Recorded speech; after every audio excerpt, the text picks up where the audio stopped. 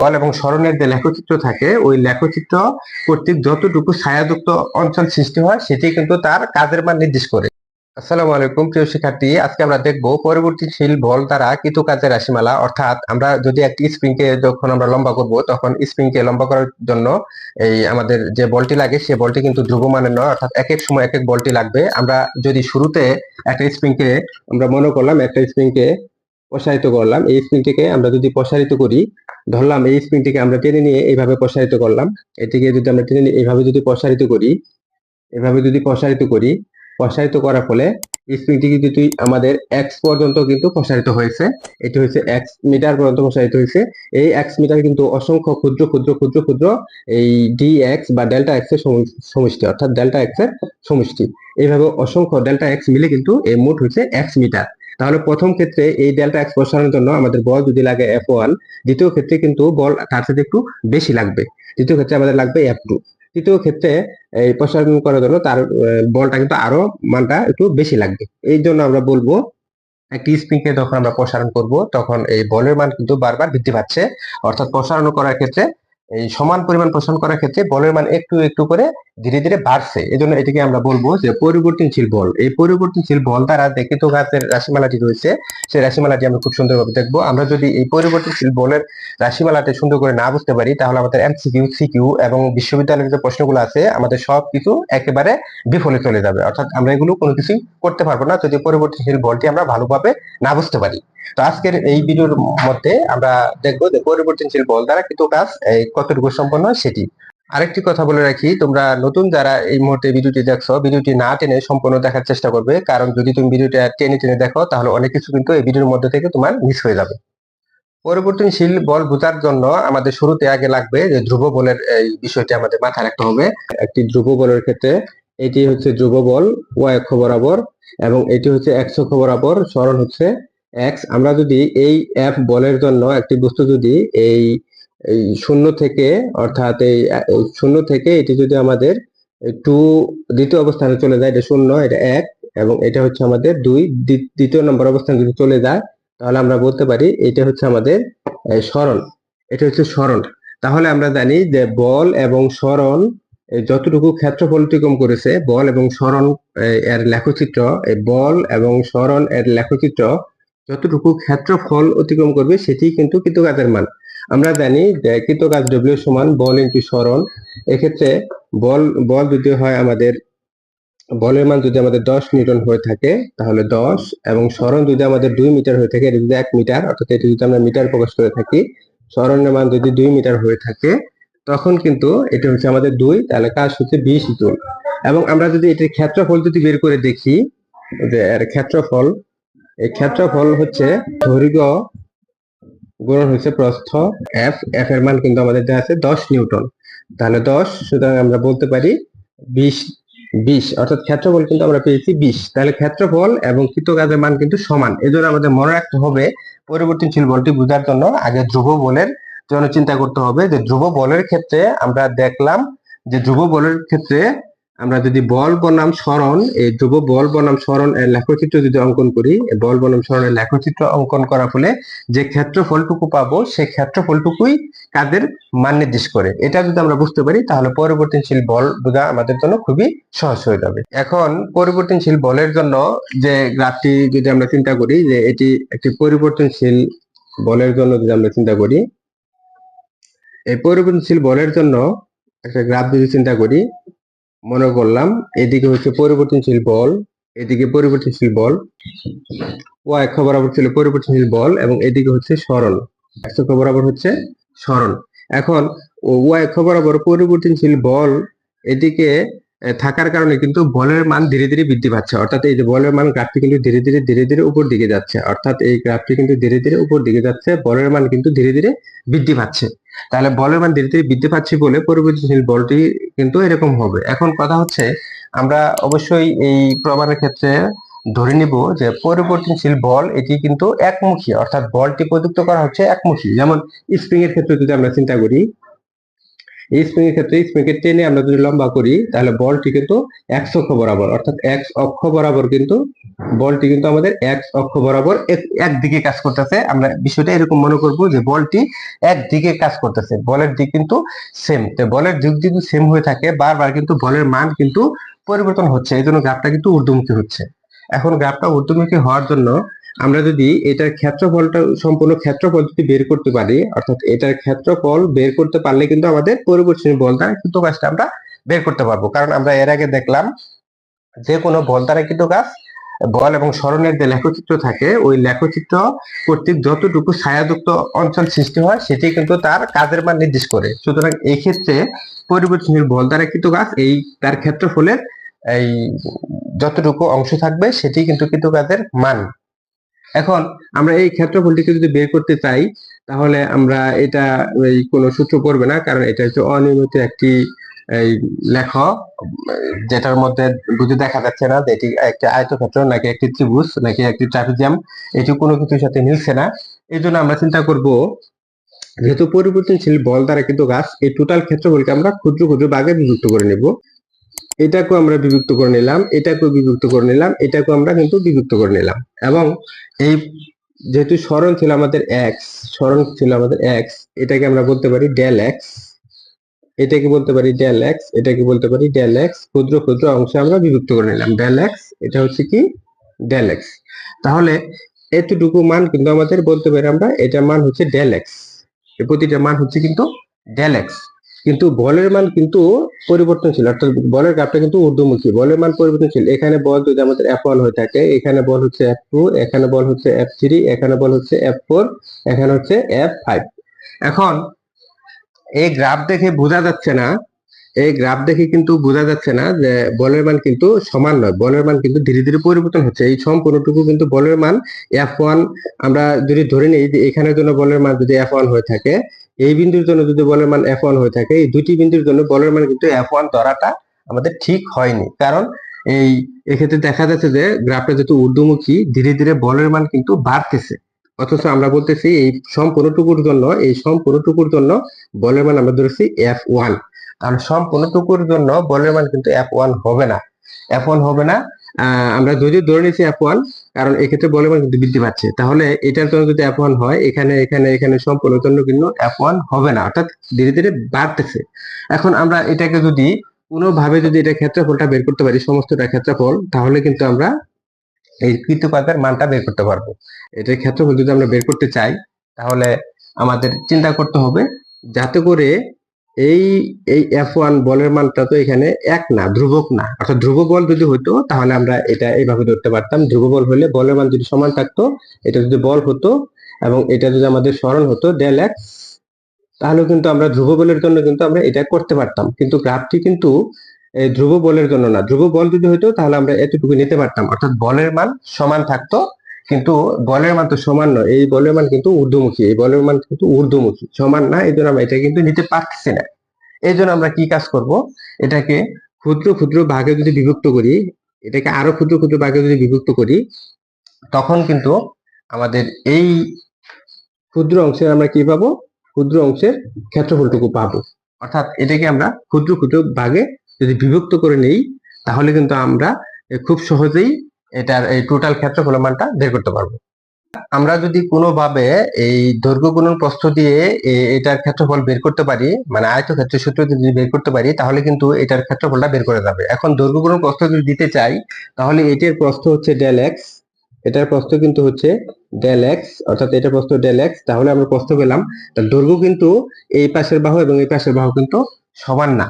দৈর্ঘ্য যেহেতু সমান না, আমরা যদি এক কাজ করি, এই বাহুটাকে সরায় না যদি আমরা এখানে নিয়ে আসি, অর্থাৎ খুবই কাছাকাছি, অর্থাৎ এটা পাশ দিয়ে যদি এইভাবে নিয়ে আসি, তখন কিন্তু বলা চলে আমাদের এই দৈর্ঘ্য, অর্থাৎ এই ক্ষেত্রে যে ছোট যে অংশটা পেলাম, আমি যদি খুব ছোট করে দেখাই, এই ক্ষুদ্র যে অংশটা পেলাম, তাহলে এক্ষেত্রে এটার মান যদি ডেল এক্স হয়ে থাকে, আমাদের প্রস্থ যদি ডেল এক্স হয়ে থাকে, তাহলে দৈর্ঘ্য কিন্তু বল, অর্থাৎ এই বাহুর বল এবং এই বাহুর বলটা কিন্তু সমান ধরা যায়। সেক্ষেত্রে এই বাহুর বলটা আমরা ধরলাম F1।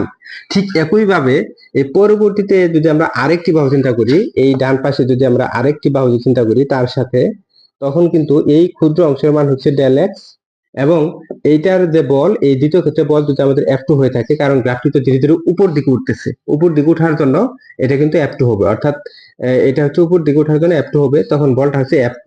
তাহলে বল যদি F2 হয় তখন সরণ কিন্তু হচ্ছে ডেল এক্স। তাহলে এক্ষেত্রে বল এবং সরণকে যদি আমরা গুণ দেই, অর্থাৎ যেরকম এটা যদি বল হয়ে থাকে এবং এটা যদি আমাদের সরণ হয়ে থাকে, তাহলে বল এবং সরণ কিন্তু আমরা এইভাবে ক্ষেত্রফলটুকু পাবো।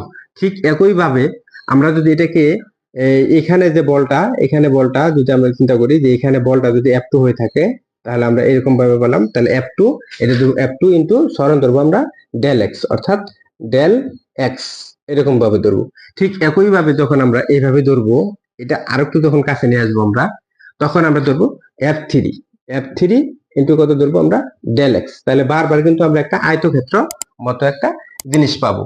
অর্থাৎ আমরা যদি এই রেখাগুলোকে এইভাবে খুবই কাছাকাছি রাখি, খুবই কাছাকাছি যদি রাখি, তাহলে এটার জন্য যদি F3 বল হয়, পরটা হবে F4, পরটা হবে F5, পরটা হবে F6, F7, অর্থাৎ বলের পরিবর্তন হচ্ছে, কারণ গ্রাফটা তো ঊর্ধ্বমুখী, গ্রাফটা কিন্তু ঊর্ধ্বমুখীর জন্য বারবার বলের পরিবর্তন হবে, কিন্তু ডেল এক্স এর কিন্তু পরিবর্তন হচ্ছে না, কারণ বারবার কিন্তু আমরা ডেল এক্সই ধরতেছি, অর্থাৎ এই প্রস্থ কিন্তু বারবার আমরা ডেল এক্সই ধরবো, এটার প্রস্থ কিন্তু আমরা বারবার ডেল এক্সই ধরতেছি।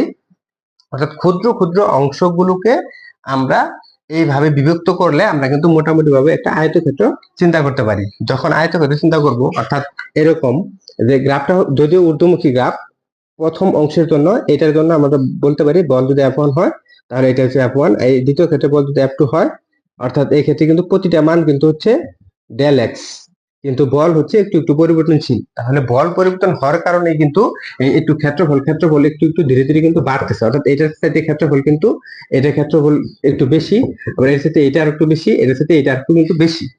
এইভাবে আমরা কি করতে পারবো, আমরা এই টোটাল ক্ষেত্রফল হিসাব করতে পারবো। এখন যদি আমরা দেখি যে এই F1, F2, F3, F4, অর্থাৎ এই F1 যদিও এতটুকু দেখানো হয়েছে, F1 এই এতটুকু দেখানোর পরেও কিন্তু আমরা ধরে নিচ্ছি যে F1 এর মানটা কিন্তু এখানে, F2 মানে এখানে, F3 এখানে, F4 এখানে, F5 এখানে, অর্থাৎ এইভাবে কিন্তু আমরা ধরে নিচ্ছি, কিন্তু দেখানোর সুবিধার জন্য একটু দূরে দূরে ধরা হয়েছে।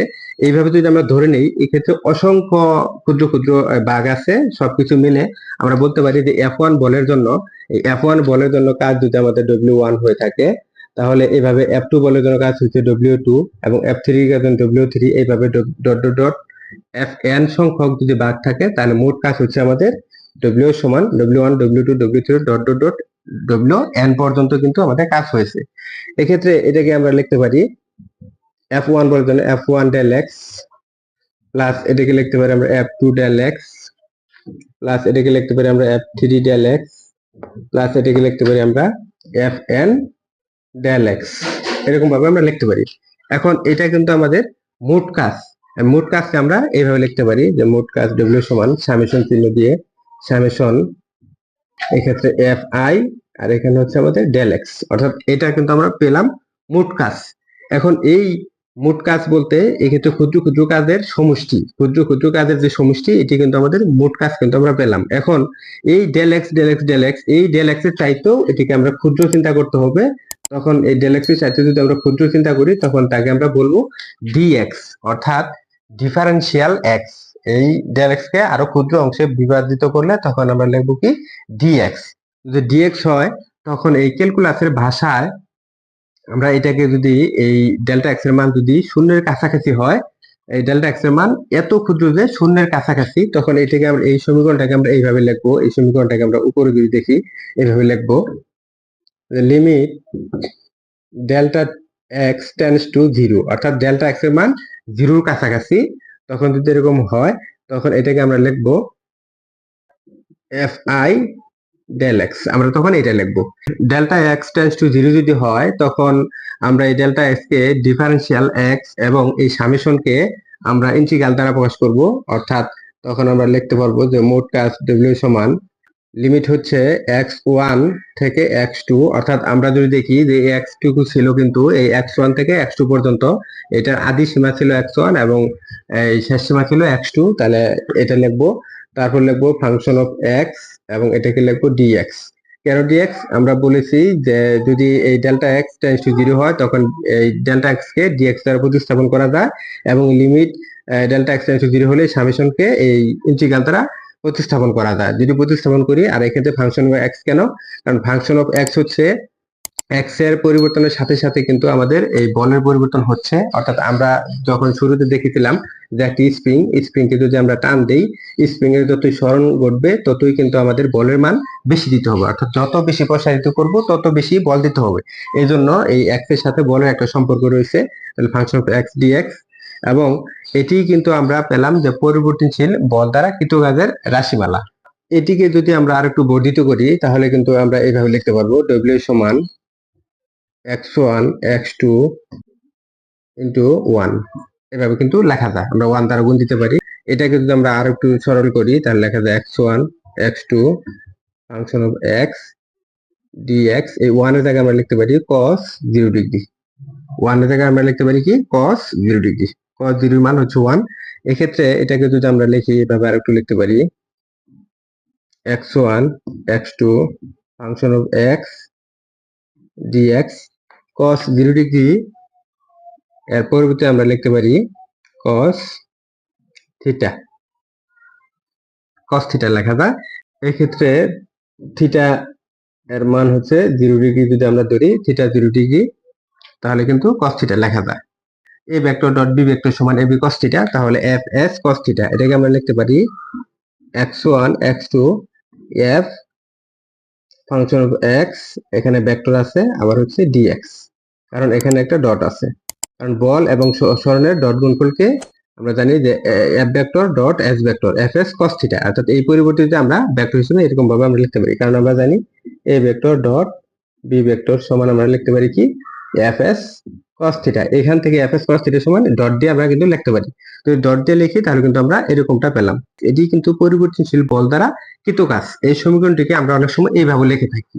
এই সমীকরণটিকে আমরা অনেক সময় এইভাবে লিখে থাকি, কৃত কাজ ডব্লিউ সমান x1, এটা ছিল আমাদের x2, এখানে f ডট dx। অর্থাৎ এইভাবে আমরা কিন্তু সমীকরণটাকে লিখতে পারি। এখন এই পরিবর্তনশীল বল দ্বারা আমরা যে সমীকরণটি পেলাম, এই সমীকরণের সাথে আমরা একটি অঙ্ক দেখব, খুব খুব গুরুত্বপূর্ণ অঙ্কটি। আমরা মনে করলাম যে 2 কেজি ভরের একটি বস্তু, এটি ভর হচ্ছে 2 কেজি। এই 2 কেজি ভরের একটি বস্তুর উপর একটা বল প্রয়োগ করা হলো, এই বল হচ্ছে F, এবং এই বলের মানটা দেওয়া আছে এরকম, F সমান 7 minus 2x plus 3x square Newton. এটি ছিল আমাদের বলের মান দেওয়া আছে যে এই 2 কেজি ভরের বস্তুর উপর 7 minus 2x plus 3x square Newton এই পরিমাণ আমরা বল প্রযুক্ত করা হলো। প্রযুক্ত করার ফলে এটির সরণ ঘটছে, অর্থাৎ এই বস্তুটি এখানে সরে এসেছে। এক্ষেত্রে সরণ ছিল 0, এক্ষেত্রে সরণ হয়ে গেছে আমাদের 5 মিটার, 5 মিটার সরণ হয়ে গেল। সেক্ষেত্রে কৃতকাজের মানটি কত, অর্থাৎ কৃতকাজটা কত। তাহলে এক্ষেত্রে আমরা এই বস্তুটিকে যেহেতু আমরা বল প্রয়োগ করার ফলে এখানে যেহেতু নিয়ে আসছি, এখানে কিন্তু দেখা যাচ্ছে যে এটি পরিবর্তনশীল বল। কেন পরিবর্তনশীল বল? কারণ এক্স এর মানের পরিবর্তনের সাথে এই বলের মান কিন্তু পরিবর্তন হচ্ছে। এক্স এর মানের পরিবর্তনের সাথে বলের কি পরিবর্তন হচ্ছে, এই জন্য আমরা বলতে পারি বল হচ্ছে এই এক্স এর একটি ফাংশন। অর্থাৎ এই যে এখানে যে আমাদের ছিল যে বলটি হচ্ছে কিন্তু এক্স এর একটি ফাংশন, এখান থেকে কিন্তু মূলত এই সূত্রটি এসেছে। এই জন্য এটি পরিবর্তনশীল বলের সূত্রটি আমাদের ব্যবহার করতে হবে। তাহলে পরিবর্তনশীল বলের সূত্র কিন্তু এটি। এখন এখানে যদি আমরা ব্যবহার করি, এখানে আমরা এই অঙ্কটির ডাটাগুলো এখানে ব্যবহার করব। তাহলে আমরা এখানে যদি ব্যবহার করি তাহলে ডব্লিউ আমরা লিখতে পারবো, এক্ষেত্রে লোয়ার লিমিট ছিল 0 অর্থাৎ 0, এবং আপার লিমিট ছিল x2, x2 মান ছিল আমাদের 5, তাহলে 5, এবং বলের মান ছিল 7 minus 2x plus 3x square, এবং এক্ষেত্রে ছিল আমাদের dx, অর্থাৎ এই dx। তাহলে এফ এস cos থিটা, এটাকে যদি ভাঙি আমরা a vector dot b vector, তাহলে a b cos থিটা হয়। তাহলে এটা যদি a হয়, এটা যদি b হয় তাহলে a b cos থিটা হবে। তাহলে a b cos থিটা অর্থাৎ cos এক্ষেত্রে 0 ডিগ্রি। কেন 0 ডিগ্রি? এক্ষেত্রে থিটার মান কিন্তু আমাদের ছিল বল এবং সরণের দিক একই দিকে, তার 0 ডিগ্রি, তাহলে cos 0 মান হচ্ছে 1। তাহলে এটাকে আমরা লিখতে পারবো এইভাবে 0 to 5। এক্ষেত্রে আমরা এটাকে লিখতে পারবো 7 minus 2x plus 3x square dx, cos 0 মান হচ্ছে 1। এখন এটাকে যদি আমরা একটু সমাকলন করি তাহলে কিন্তু এটির উত্তরটি আমাদের বের হয়ে যাবে। আমরা এটাকে একটু সমাকলন করি, তাহলে এটা হচ্ছে আমাদের 7x minus 2x square by 2 plus 3 x³/3 এটা কিন্তু তার সমাকলন হচ্ছে। তারপর আমরা লিমিট বসাই দেব। আপার লিমিট ছিল 5, লোয়ার লিমিট ছিল আমাদের 0। তারপর এটাকে যদি ক্যালকুলেশন করি তাহলে হচ্ছে আমাদের 7 × 5 -2 চলে গেছে, তাহলে 5 × 5 = 25, 3 চলে গেছে, প্লাস 125। আমরা লিমিট গুলো এখানে বসাই দিছি। তারপর এটা হচ্ছে আমাদের 35 - 25 প্লাস হচ্ছে 125। এখন এটাকে যদি যোগ করি তাহলে হচ্ছে আমাদের 10 প্লাস 125, তাহলে সমান হচ্ছে 135 জুল। অর্থাৎ এক্ষেত্রে 135 জুলই কিন্তু হচ্ছে আমাদের এই প্রশ্নটির সঠিক উত্তর। এভাবে আমরা পরিবর্তনশীল বল দ্বারা কৃত কাজ যদি আমরা বুঝতে পারি তাহলে কিন্তু খুব সহজেই যে কোনো ধরনের অঙ্ক আমরা খুব সহজেই করতে পারবো। আর অবশ্যই তোমাদের খেয়াল রাখতে হবে, এখানে পরিবর্তনশীল বলের মান পরিবর্তন হচ্ছে ঠিক আছে, কিন্তু বলের কিন্তু দিক পরিবর্তন দেখানো হয়নি। আমার পরবর্তী ভিডিওতে থাকবে বলের দিক যদি পরিবর্তন ঘটে এবং বলের মানও যদি পরিবর্তন ঘটে তখন সেক্ষেত্রে কৃতকাজের মান কিরকম হবে সে সম্পর্কিত আরেকটি ভিডিও থাকবে। তোমরা নতুন যারা এই ভিডিওটি দেখছো, ভিডিওটি ভালো লেগে থাকলে অবশ্যই একটি লাইক ও সাবস্ক্রাইব করতে ভুলবে না। ধন্যবাদ।